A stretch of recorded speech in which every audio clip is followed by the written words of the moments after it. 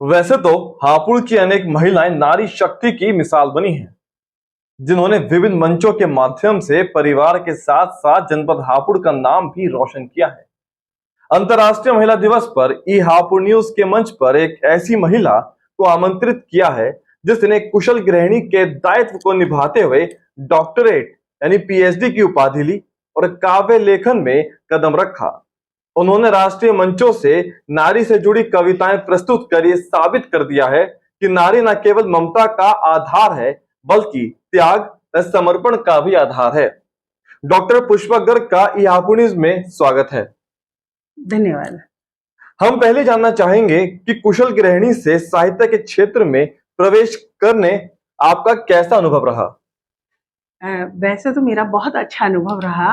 बचपन से ही मेरे परिवार में मेरे पापा सर्विस करते थे, तो 1947 के बाद जब वो वापस आए तो उन्होंने आके अपने बच्चों को भी यही शिक्षा देनी शुरू करी कि पढ़ना है, पढ़ना है। लेकिन इसमें सबसे ज़्यादा जो जाता है योगदान भी, वो मेरी माँ को जाता है।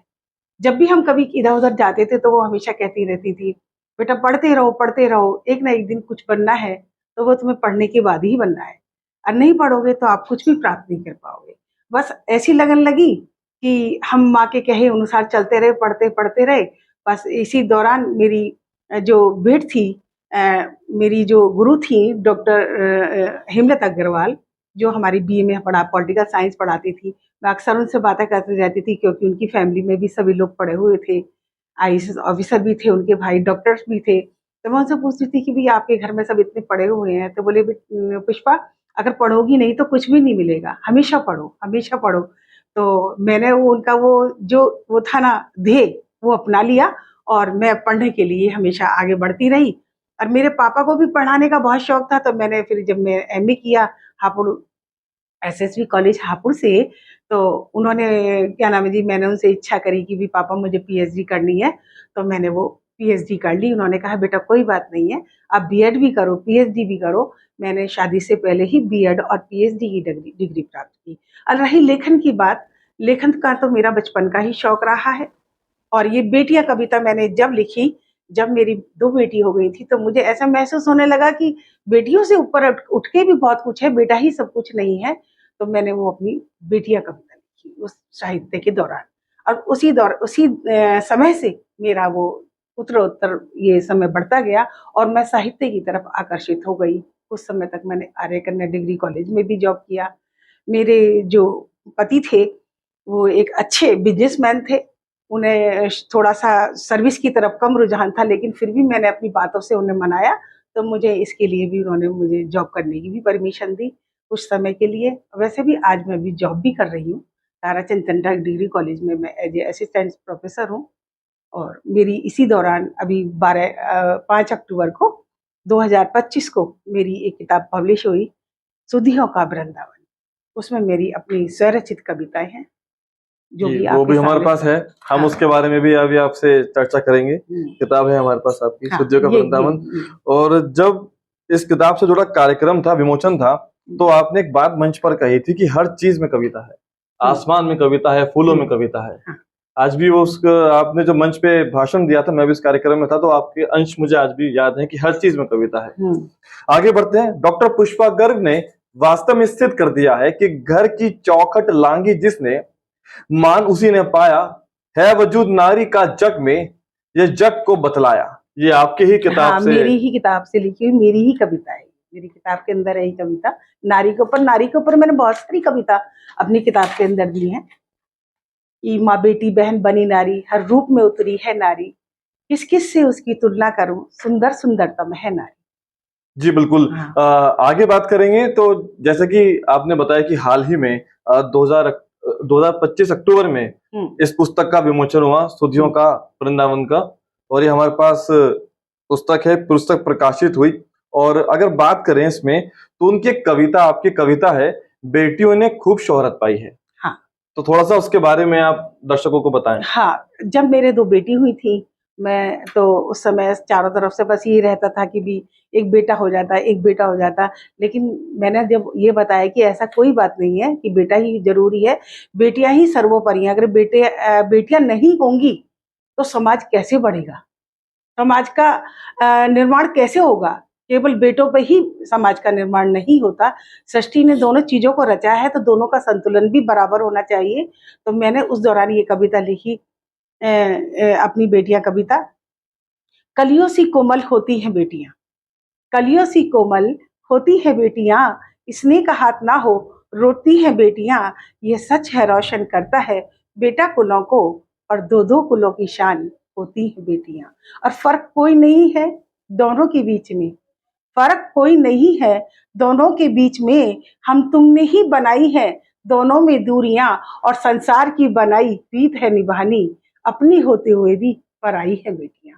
और इसी को तरन्नुम में मैंने ढाला है कि हरे भरे आंगन में कुल नाचे वो भरती हिरनी की चाल जैसी लगती है बेटियां, हरे भरे आंगन में कुल नाचे वो भरती हिरनी की चाल जैसी लगती है बेटियां, पैदा हुई जिस घर उस घर की रौनक, फिर भी ढोल बाजों से वंचित हैं बेटियां, कहीं कहीं खुशी मने कहीं गम की धूप खिले, कहीं कहीं खुशी मने कहीं गम की धूप खिले, दोनों का ही अद्भुत संगम है बेटियां, कहीं चाहत कहीं नफरत से घिरी हैं वो, फिर भी समाज की जरूरत है बेटियां, फिर भी समाज की जरूरत है बेटियां, यौवन का श्रृंगार करे लज्जा से नैन झुके, यौवन का श्रृंगार करे लज्जा से नैन झुके, मात पिता की दुलारी है बेटियां,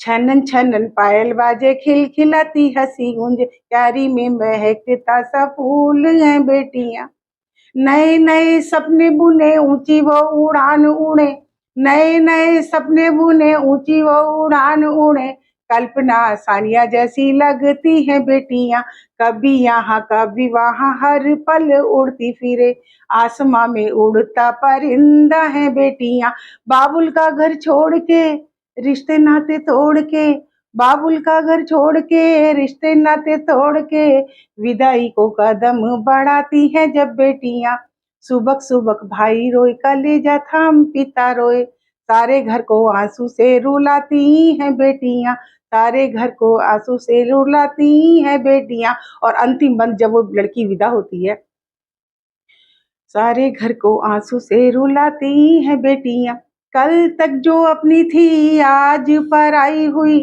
कल तक जो अपनी थी आज पराई हुई, फिर भी दुखी मन का सुकून है बेटियां, टप टप आंखों से आंसू नहीं रुके, टप टप आंखों से आंसू नहीं रुके, ऐसी माँ के कलेजे का टुकड़ा है बेटियां, ऐसी माँ के कलेजे का टुकड़ा है बेटियां, ऐसी माँ के कलेजे का टुकड़ा है बेटियां। तो बहुत ही सुंदर कविता जो है बेटियों पर आपने लिखी, आपने गाई, धन्यवाद। और बेटियों के जीवन को आपने शब्दों की माला में या कविता की माला में आपने पिरोया है। एक नारी का चरित्र चित्रण जब उभर के सामने आता है, तो हमें समाज में इस तरह की कविताएं गढ़नी ही पड़ती हैं। अगर समाज इन कविताओं को नहीं सुनेगा, तो फिर तो संतुलन बिगड़ जाएगा। जी, अच्छा बात करें तो प्रेरणा कहाँ से आई आपको कविता की? इस क्षेत्र में कैसे उतरी है? बस आप ये समझ लीजिए कि मेरी मम्मी को गाने का शौक था, मुझे गुनगुनाने का शौक था। बचपन से ही? बचपन से ही मुझे गुनगुनाने का बहुत शौक था।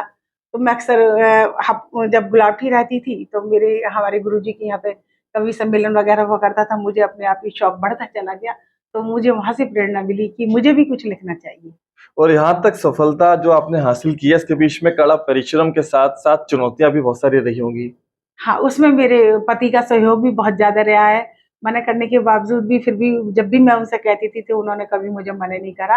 उन्होंने कहा कि ठीक है, घर का संतुलन बनाए रखो, तो मुझे किसी तरह की कोई परेशानी नहीं है, आप अपना कार्य कर सकते हो। और जब मेरी किताब का विमोचन हुआ, तो उन्होंने बहुत बढ़ चढ़ के हिस्सा लिया। ये कार्यक्रम उन्हीं की ही देन था, जो इतने भव्य स्तर पर हो सका। तो कुछ संदेश आप जो है देना चाहती हैं समाज को अपनी कविता के माध्यम से? हाँ, मैं ये देना चाहूंगी कि कभी भी किसी चीज के लिए हमें पीछे नहीं हटना चाहिए। अगर हम उस चीज को सोच समझ के करेंगे, तो आगे ही बढ़ेंगे, पीछे तो हटेंगे नहीं। और रही बेटे और बेटियों में अंतर, अगर हम ये सोच लें कि कि बेटे और बेटी में कोई अंतर नहीं है, बेटियों को भी बेटे की तरह पाला जाए, तो समाज का संतुलन बना ही रहेगा। तो बहुत बहुत धन्यवाद डॉक्टर पुष्पा जी बात करने के लिए ईहापुर न्यूज के साथ। और इन्होंने अपनी कविता के माध्यम से आप सभी को भावुक भी किया और उस शब्द के और पूरे जो एक बेटियों का जो जीवन है उसको उन्होंने बताया। और आपको भी क्योंकि शुद्धियों का वृंदावन है, आपकी सारी कविताएं इसमें किताब में हैं, तो आप लोग भी इस किताब के अगर आपको इसको जरूर पढ़ें, मतलब इसमें जो हाँ, शब्द हैं इस किताब को जरूर पढ़ें इसका आप लोग। एक एक शब्द मेरी अंतर्मन की चेतना से लिखा हुआ है। तभी मैंने लिखा है सुधियों का वृंदावन, यानी कि यादों का एक वृंदावन। वे यादें जो हमारे हृदय रूपी वृंदावन के अंदर बसी हुई हैं। एक वो वृंदावन है जहां में श्री कृष्ण की यादों को आह्लादित करता है, और एक ये वृंदावन है जो हमारे हृदय की अनुभूतियों को आपके सामने लाकर खड़ा करता है, संजोता है। उसको सवारिए, समझिए, और इस किताब को अधिक से अधिक लोगों के बीच में पढ़ने के लिए मैं आग्रह करूंगी। धन्यवाद। तो फिलहाल के लिए ईहापुर न्यूज में इतना ही। इस वीडियो को लाइक करें, शेयर करें और नीचे कमेंट सेक्शन में कमेंट जरूर करें। धन्यवाद।